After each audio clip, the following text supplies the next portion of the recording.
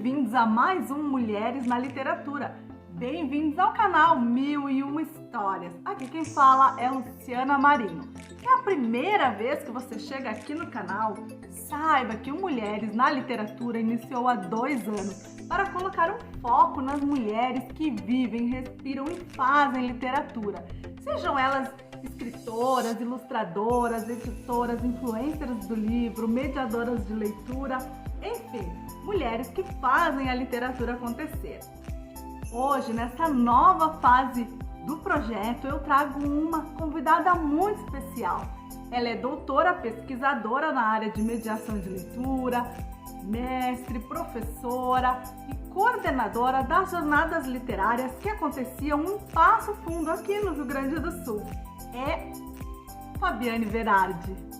Recentemente, ela também lançou um livro nessa área, mas não vou adiantar todo o conteúdo para vocês, porque o projeto visa dar voz e vez para as nossas convidadas. Vou deixar que ela se apresente e conte sua trajetória, referências literárias e muito mais. Fica com a gente até o final desse vídeo e já aproveita, dá um like, se inscreve aqui no canal que vem muito conteúdo novo pela frente. Ao final do vídeo eu volto para a gente comentar esse conteúdo.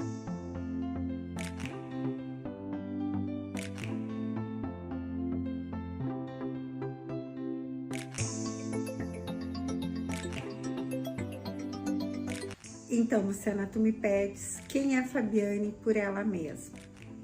A Fabiane é uma mulher determinada. Algumas situações na minha vida me mostraram que eu sou uma mulher também destemida, que eu acabo enfrentando os desafios que surgem com coragem, medos, muitos medos, mas com firmeza, com convicção, se é algo que eu acredito e que eu costumo ir atrás do que eu realmente desejo, defendo com unhas e dentes meus pontos de vista, né? Se aquilo realmente está correto. Então eu sou uma mulher determinada, eu acho que sem dúvida nenhuma eu sou uma mulher determinada. Acho que sou de fácil convivência. Difícil dizer o que irrita a Fabiane profissional e o que irrita a Fabiane pessoa, porque a Fabiane é um sujeito só. E nos tempos atuais, Luciana, a gente vive tempos difíceis, né? Então me incomoda, de repente, eu abrir um noticiário, for ler alguma notícia, e de coisas que eu acredito e que eu achava que funcionavam muito bem estar sendo desmanteladas, né? Questões assim de... Vamos voltar para a minha área do ensino, para a área da educação, né? Do quanto há pouco investimento nessa área, então isso é algo que me deixa muito incomodada realmente, né? E isso também me motiva, porque eu acho que nós, professores, pessoas ligadas à área da cultura, à área da literatura, temos de ser resistência.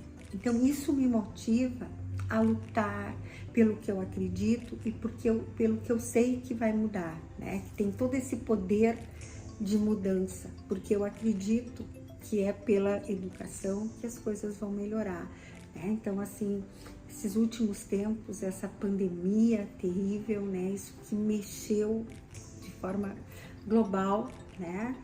E isso afetou sobremaneira as pessoas, né? Eu acho que algumas coisas foram retrocessos imensos, né? Essa questão de tomar vacina, não tomar vacina, esse movimento pró e contra a vacina, isso me incomoda porque era algo que estava instaurado, né? Que não precisaria se fazer campanhas de vacinação, então nós parece que isso andamos para trás, isso é algo que me incomoda, que me irrita sobremaneira, e por outro lado é isso que me faz lutar, porque é nisso que eu acredito.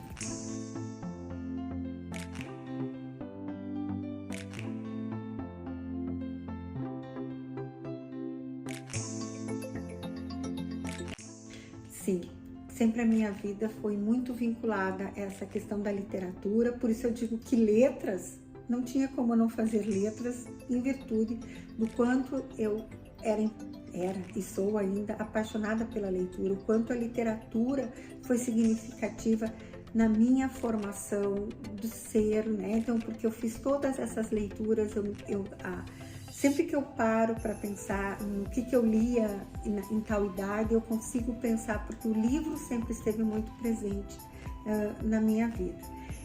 Na minha casa havia muitos livros à disposição, a minha mãe assinava, na época que eu era adolescente, havia o Círculo do Livro.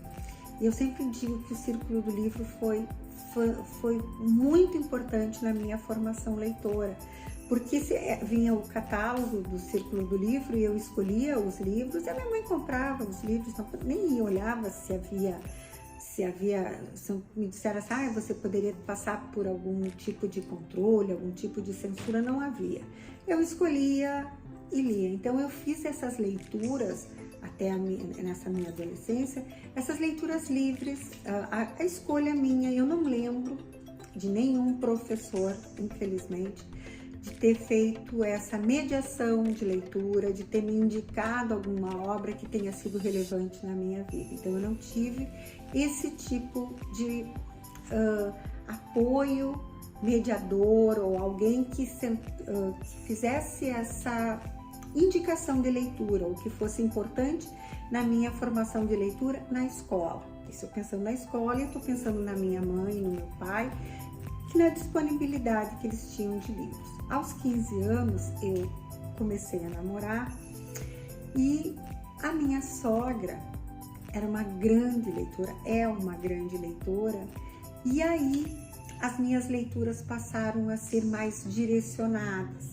Ela começou a me indicar obras que eu não conhecia ou que não faziam parte do universo que eu frequentava, porque na minha casa não tinha aqueles livros, tinha outros diferentes, então a minha leitura ela passou a ser mais direcionada pela minha sogra. Também passou a ser tutelada, porque ela passou a desempenhar um papel que a minha mãe nunca fez, de me censurar determinadas obras, né? Ela dizia, não, isso tu não podes ler porque tu não tens idade para isso. Claro que quanto mais tu dizia não pode ler, ela fazia sempre o efeito contrário, porque eu sempre ia atrás dessas obras, né? Então, ela foi muito importante na minha formação de leitura, até na escolha de obras mais consagradas, de obras mais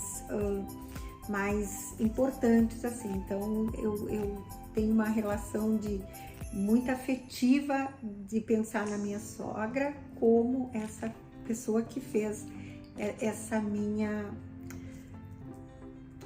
consolidação de leitora, né? Isso foi muito importante.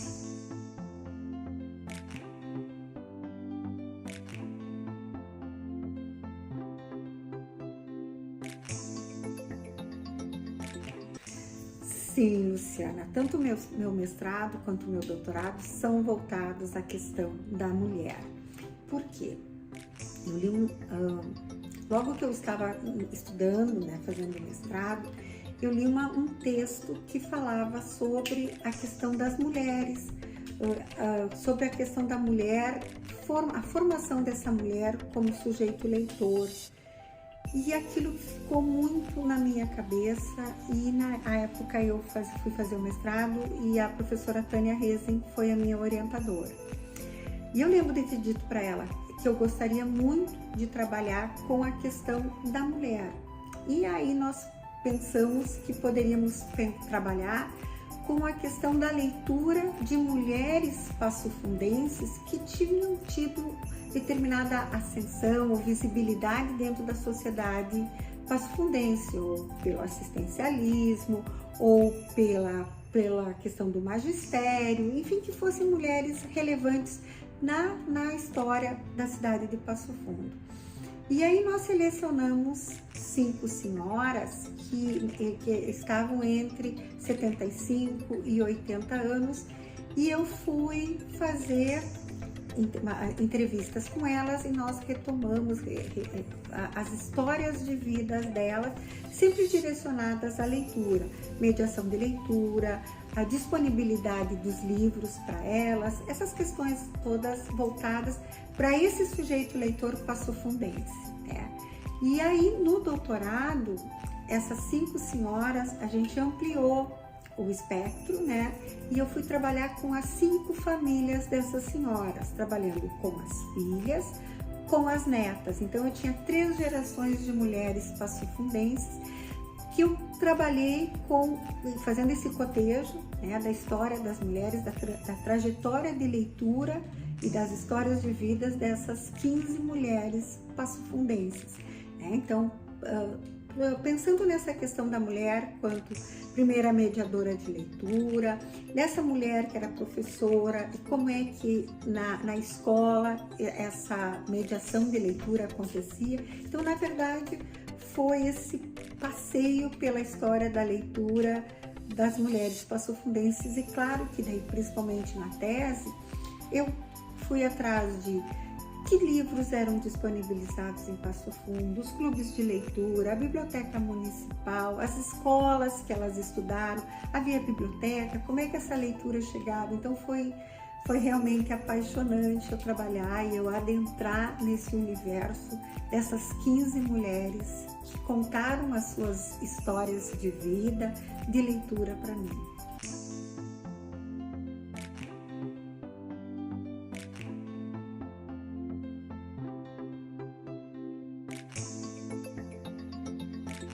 Falar de literatura infantil é algo muito, muito prazeroso e muito, muito necessário e sério, né, Luciana? A gente fala que as pessoas pensam que a literatura infantil é um gênero menor, né? Por que pensam que é um gênero menor? Porque está destinada a um sujeito menor, mas é um sujeito menor somente em tamanho, em idade e não em capacidade cognitiva, né? A gente sabe de todas as particularidades que tem que ter um texto de qualidade destinado à infância, né? Dos critérios que tem que ser levados em consideração para esse texto chegar às mãos das crianças, né? Então, o que acontece?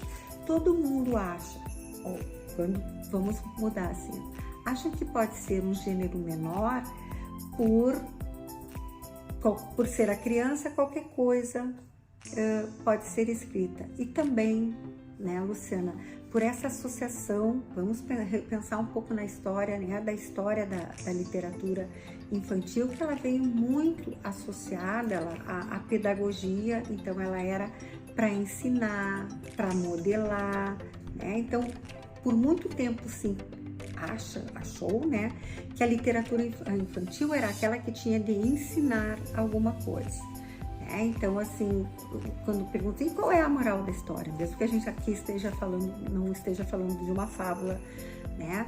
Então, assim, achar que a literatura tem que ser aquela que vai ensinar alguma coisa, que vai dizer, as crianças estão muito agitadas, então vamos dar um livro que elas vão se comportar, porque é um livro que vai ensinar boas maneiras, né? Então, a literatura não é isso, nenhuma das literaturas, nem a literatura destinada ao público infantil, muito menos a destinada ao público jovem, né? Então, e também muito, eu acho assim que nós temos hoje, a literatura infantil brasileira, ela é de uma riqueza imensa. Nós temos inúmeros escritores, ilustradores, tanto é que a gente tem muitos premiados como Roger Mello, Lígia Bojunga, Ana Maria Machado, enfim, esses que eu estou citando, os que são premiados pelo FNLJ, enfim. Então, nós temos uma produção efervescente, né, de uma literatura de muita qualidade, né? O que nós temos um pouco de dificuldade, penso eu, é que muitas pessoas acham que escrever literatura infantil é fácil, né? Então, mais uma vez, pensando no endereçamento, né, desse texto, né? Daí vem aqueles textos com baixa qualidade estética, tanto estética quanto na questão gráfica, texto destinado à infância, ao pouco conhecimento de repertório, penso eu. Vamos pensar, voltando para a questão da escola, do próprio repertório que os professores têm, ou do desconhecimento que muitos professores têm da literatura infantil, de indicar textos de qualidade, né? Então, e às vezes acham que para ser uma boa literatura infantil tem que ter alguma coisa de mágica, e não é isso, né? Então a mágica está no próprio texto, a mágica não está naquele autor que seja performático, enfim, né? Então a gente tem que pensar no livro, no objeto livro, né? No simbolismo deste livro.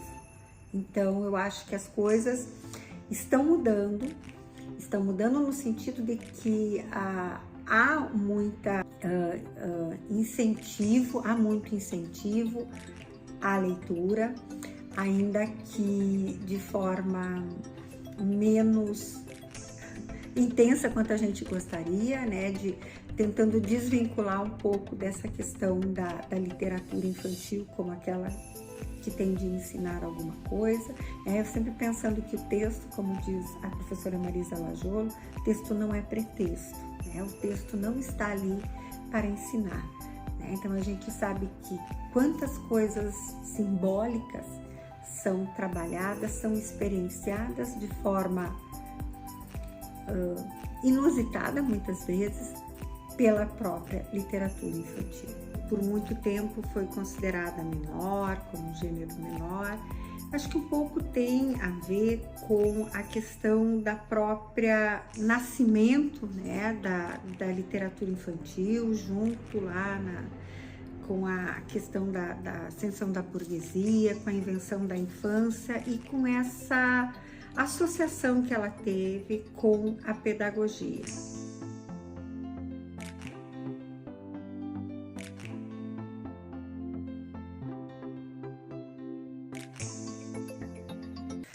Tu falas aqui que somos um país que lê pouco, em relação ao objeto. Por que lemos pouco? Por que este é um país que lê pouco, Porque eu acho que a gente precisa ainda mostrar que o livro, ele é um bem cultural. Nós precisamos privilegiar o livro. Nós temos que considerar o livro um bem, um capital simbólico que precisa estar nas mãos de todos, Como diz Antônio Cândido, é um direito, a literatura é um direito de todos, Então aí quando a gente pensa na literatura como direito, ela precisa ser ensinada.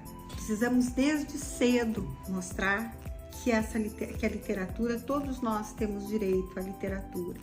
Então é nisso que é uma das coisas que eu trabalho muito, que é com essa questão da metodologia do ensino da literatura, da educação literária, ou seja, ensinar a ler literatura, Então, pensando que muitas vezes, nas famílias, que deveria ser a primeira instância mediadora de leitura, não há esse incentivo à leitura, porque os pais não são leitores, porque os pais não têm esse repertório de leitura para indicar um livro a seus filhos. Então, isso tem que ser um papel da escola, Então, qual é o lugar da literatura, do texto literário na escola? Como ensinar as crianças a ler? Por muito tempo, houve políticas mais efetivas de incentivo à leitura, Nós tivemos Literatura em Minha Casa, estou falando em âmbito federal. Depois nós tivemos o programa na Biblioteca na Escola, PNBE. Depois acabou esse projeto e hoje em dia a gente tem o PNLD literário. O que acontece?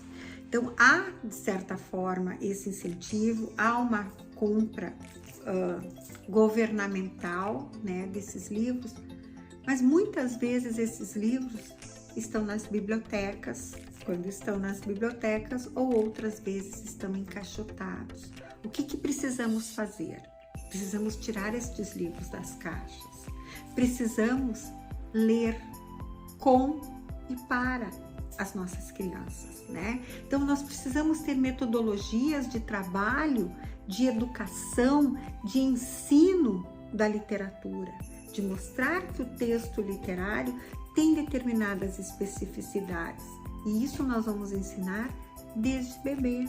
Desde bebê, quando nós oferecemos às nossas crianças os livros de pano, os livros objeto, né? Então, o objeto livro tem de estar à disposição da criança. Então, ou a contação de história, quando a gente faz as trava-línguas, as parlendas, nós estamos trabalhando com o texto literário. Então, o texto literário, ele tem de estar desde sempre à disposição da criança. Pensar que esse texto literário, ele é literário, justamente ele é literário, ele não está ali para ensinar nada. A gente sabe que todo texto, né, o texto, quando o texto tem qualidade, ele é polissêmico, ele vai mexer com as emoções.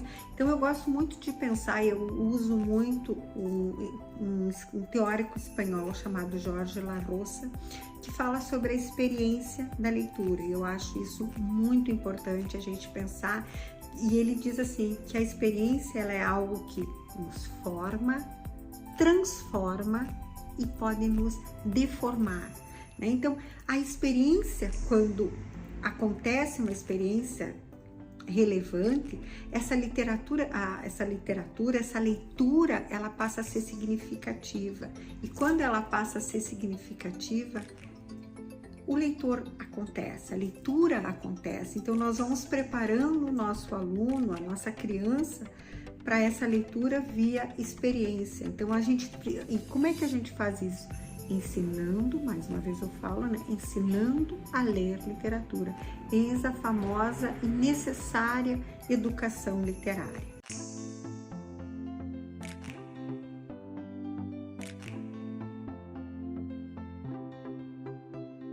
Tu me perguntas quais são as minhas referências literárias e fontes inspiradoras.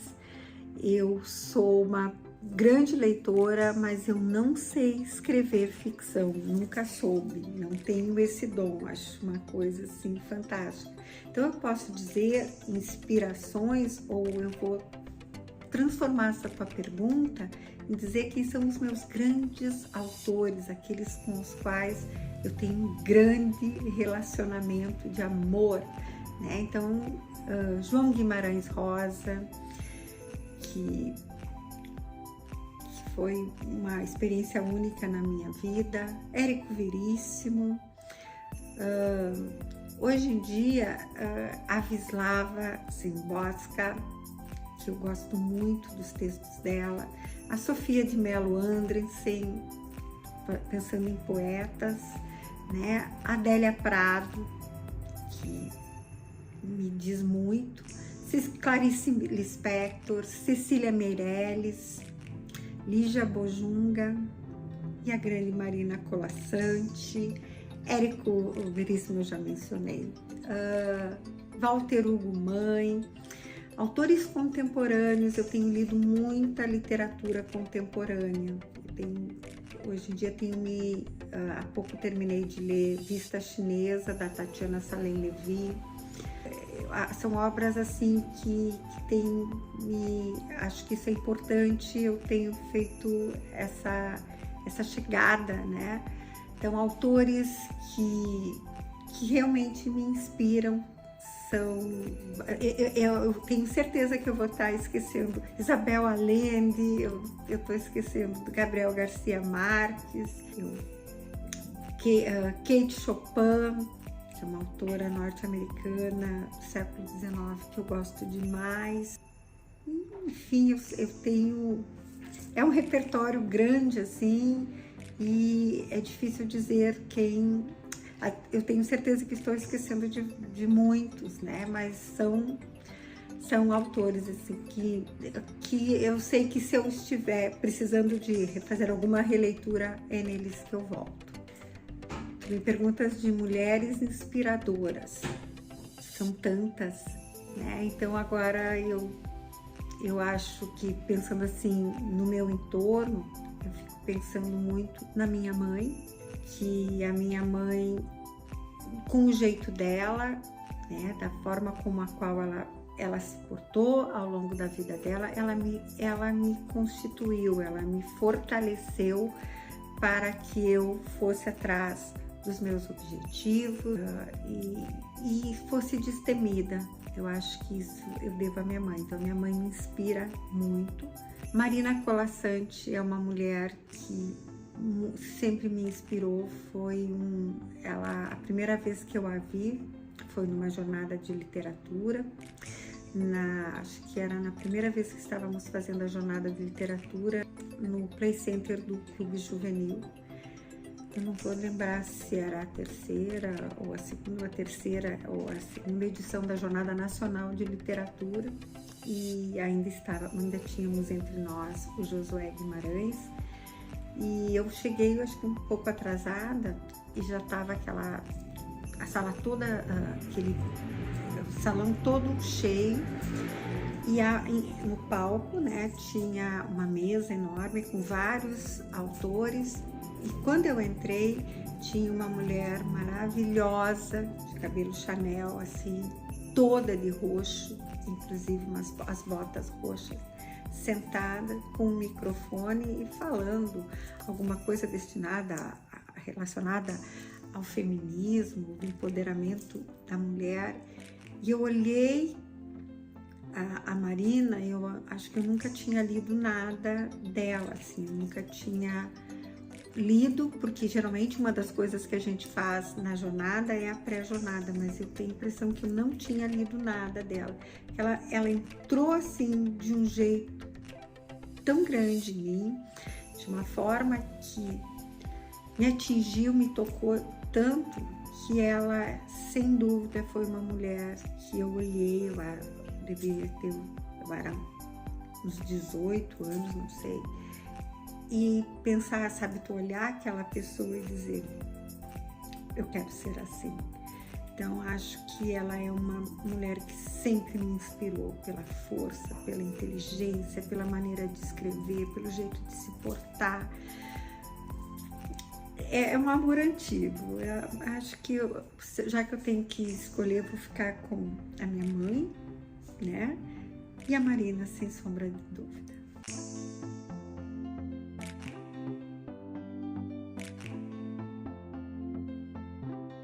Tu me pedes uma mensagem para quem nos assiste, que pretenda ir para a área das letras ou da literatura. Eu só digo que você ter a possibilidade de trabalhar com algo que tu tens a possibilidade de ampliar por via da experiência a subjetividade de qualquer sujeito é algo muito, muito importante. Então, eu penso que quando eu estou falando aqui por mim, eu como professora, como uma mediadora de leitura, eu gosto de pensar que eu formo leitores, né? E que quando eu apresento algum texto, alguma estratégia de leitura, alguma metodologia que eu considero inovadora de leitura e que haja efetivamente uma experiência que seja boa, tanto para com quem eu estou aplicando essa metodologia, quanto para mim, é transformadora, é muito transformadora. Eu acho que o fato de você lidar com a literatura, essa arte que te transforma a partir da experiência, ou que pode... Eu não quero dizer que a literatura seja algo que é a solução de tudo, né? Que às vezes acha que a pessoa lê e vai ser a melhor de todas, não.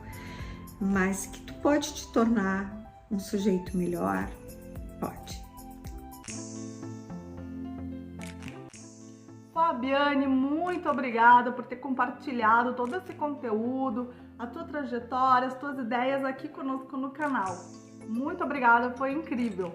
E espero que você que está nos assistindo também tenha gostado, que o conteúdo tenha sido relevante, pessoal ou profissionalmente para você. E se você ficou com alguma curiosidade, alguma pergunta, deixa aqui nos comentários que a gente vai buscar essa informação para vocês. Outra coisa, tem alguma mulher, autora, ilustradora, mulher envolvida com literatura que você ainda não viu aqui no canal, mas tem aí uma curiosidade para saber mais sobre o trabalho dessa mulher? Manda essa sugestão aqui pra gente, quem sabe você não encontra ela por aqui num próximo Mulheres na Literatura. Não esqueça de deixar o seu like, se inscreve no canal que ainda esse ano vem muito conteúdo novo por aqui. Um abraço, um beijo, a gente se vê!